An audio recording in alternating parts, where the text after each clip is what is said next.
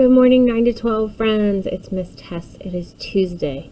I had a huge headache. I am getting ready to leave to head home. I don't feel great. But I didn't want to leave you without things to work on today to further your art project so that you stay ahead of the game and you have plenty of time to devote to making this one of your best art pieces of the quarter. So I want to show you some next steps on what to do and give you the last piece of the art assignment that we didn't talk about yesterday yet. So far, you should have sketched a couple different African mask ideas in your sketchbook.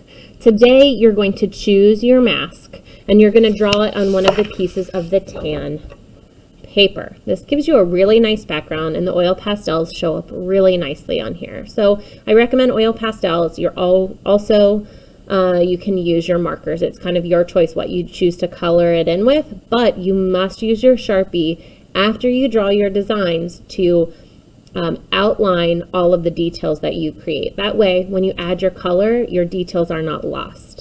And I really want to see some better executed coloring happening. I've been a little disappointed with some of my 9 to 12 friends that you all are not taking advantage of the time that you have to devote to art this quarter. It's really clear that you're not working during your art time every single day. So let's step up our game and have a really excellent art piece this week. So take one of your pieces of paper and you're going to sketch out your mask. Remember, your mask should really fill the space on your paper. But in addition to creating a mask on your paper, you're also going to use some African symbols from the Ashanti people. They're called Adinkra symbols to create a border around your mask. In your Schoology folder, I am including a great reference guide to different Adinkra symbols. So I want you to go through and select a handful to then create a pattern to create a border around your mask. I'm going to show you a few examples real quick. All right, so this was just meant to be one of my warm-up sketches, but for the purpose of today, I am going to go ahead and show you the next steps on this piece. I would hope to redo this for my final piece because I can see spaces where I could have done my work a little nice and neater and where I could have achieved a little bit of better symmetry to my work by taking my time to redo it. So that's why we sketch. We get some of those things worked out. So this is technically my sketch, but this will work just fine for showing you the next steps.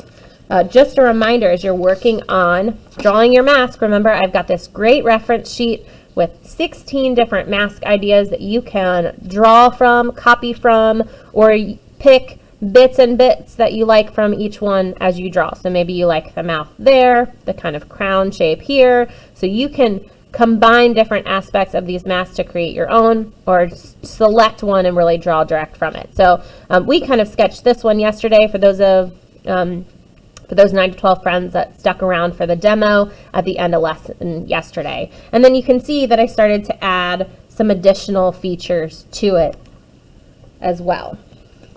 Remember, we're taking inspiration, so we should have things that are referenced as being, part of African art, but it doesn't have to copy straight from. And you also, I do have 2 really great step-by-step how to draw videos linked in YouTube. So if you want more of a step-by-step guide to follow along with, you can follow along with one of those 2. And both of those masks look really awesome, but I would encourage you to make some of your artistic decisions along the way and put your own spin on that step-by-step. All right, but moving on to the last part of your assignment. So today you should sketch it out on your paper, trace it with your Sharpie, and that might be all that you do today. But for those of you who are spending a little bit more time on your art, I do want to give you that next step. And the last step is after you draw your mask, is taking some Adinkra symbols and creating a border or a frame for your artwork. So there's a lot of really cool ones, and so you got to pick the one that stands out the most to you. I love this kind of sun looking one. So maybe you're going to pick a handful and you'll create a pattern switching back and forth between 2 or 3. I was kind of thinking about putting different ones in to mark each corner of my page, and finding a different pattern to go through.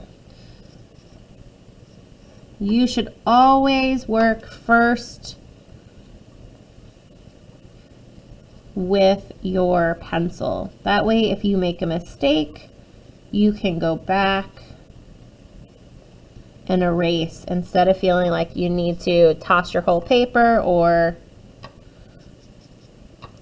start all over again, or just be very frustrated with how your work turns out. There's steps that we can take to, minimize our mistakes and our frustration with our work by how we choose to work with the medium.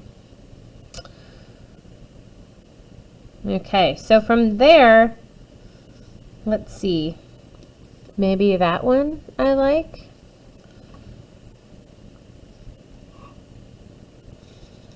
So I want you to select a handful of these symbols that you like, and you're going to draw them, creating a pattern to frame your work.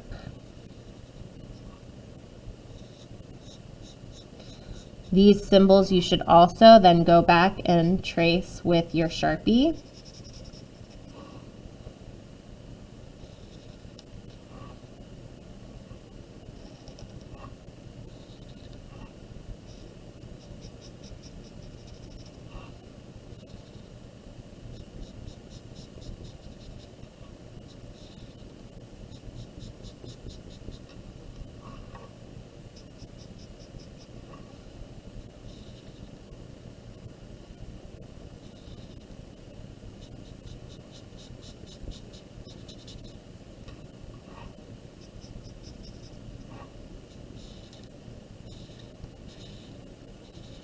Okay.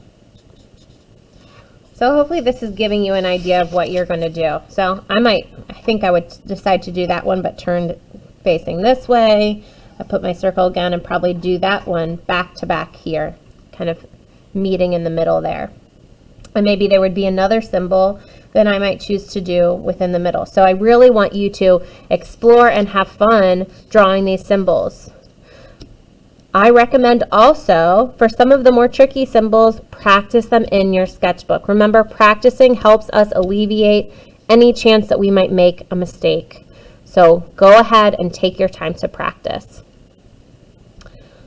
If you have any questions, you can message me. I'll do my best to keep up with Schoology Messenger today. Otherwise, I hope to be feeling much better and have my migraine alleviated to be back tomorrow. And we can meet face to face and I can answer questions and walk you through any sort of next steps on your process. Happy art making. I can't wait to see your work this week. Have a great day.